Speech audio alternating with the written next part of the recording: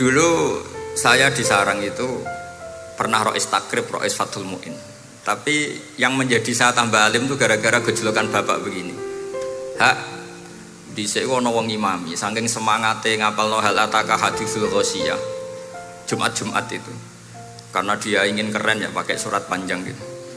Terus dia datang ketika takbir langsung baca Bismillahirrahmanirrahim hal ataka haditsul ghasyiyah. Makmumnya bilang subhanallah. Karena dia agak pede dengan surat yang panjang diganti qul ya ayyuhal kafirun. Makmumnya masih bilang subhanallah. Sampai berkali-kali diganti surat qul ya makmumnya tetap bilang subhanallah. Karena nggak tahu caranya mengingatkan kalau imam itu tidak baca Fatihah. Karena ada satu cara yaitu kon ngelingno ngangge napa subhanallah. Akhirnya wonten makmum sing nekat ora maca Fatihah. Nah pertanyaan bapak saya, kamu harus berani istihad merubah hanya satu pakem mengingatkan imam tuh pakai subhanallah. Karena kalau kasus seperti ini nggak cukup diingatkan subhanallah. Iki adik-adik kira-kira batal mboten ngelingno imam muni ora maca Fatihah. Kalau sampean bilang batal berarti nggak ada solusinya. Kalau bilang sah itu beberapa kalimat yang dalam pakem sholat itu apa? Membatalkan. Sampean milih batal apa enggak? Sampai saya itu cari-cari, akhirnya ketemu juga di kitab Mizan Kubro diterangkan oleh Imam Malik bahwa kalamul musolli, musolli itu ngomong kalau itu manfaat, tapi jangan ditiru loh ya. Dan darurat, ya dan darurat, maka itu boleh dan tidak membatalkan sholat.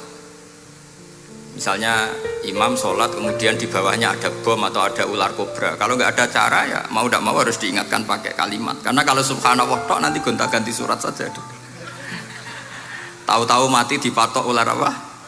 Kobra. Sehingga dari gejolokan-gejolokan seperti itu akhirnya saya berpikir. Sampai saya nyari kitab-kitab Al-Madzhabul Arba'ah. Karena memang nggak cukup.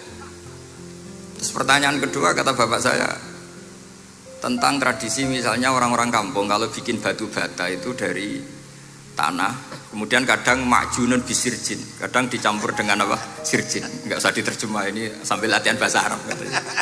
Masa pondok internasional enggak bisa bahasa Inggris sama bahasa Arab? Makjun ya.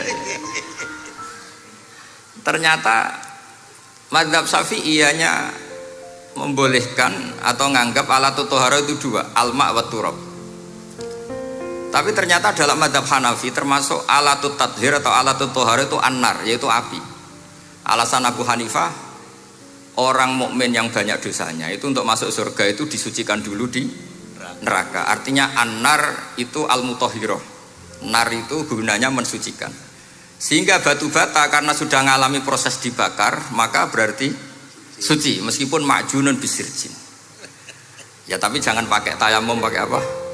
Nah, jadi kalau anda mandi junub atau nggak punya wudhu, kalau nggak ada turab sama apa air, ada solusinya yaitu wudhu pakai nar. Tapi itu jelas haram itu kalau itu, karena nggak mungkin nggak ada turab itu nggak mungkin. Ini penting, gejolokan para ulama, para guru ini penting, karena ternyata para nabi itu menjadi pinter itu ya karena digojlok pangeran.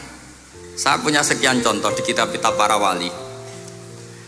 Ketika datang malakul mauti ke Nabi Ibrahim dan akan mengambil nyawanya itu, Nabi Ibrahim tangklet, kowe sapa? Aku malaikat. Ono apa?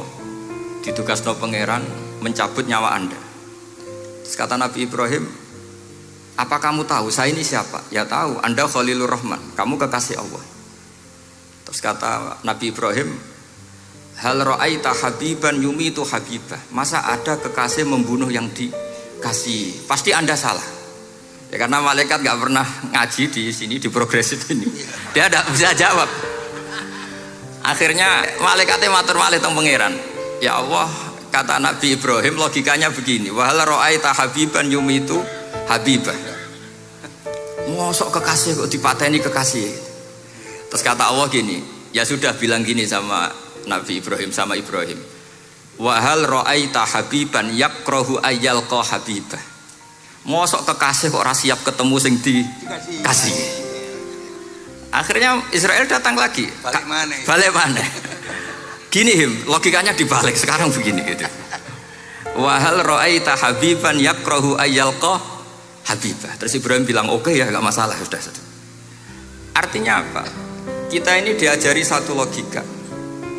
Logika apa saja? Ini Allah. Sehingga ya memang normalnya hidup tuh cerdas. Kata Ghazali cerdas nyikapi apa? Realitas.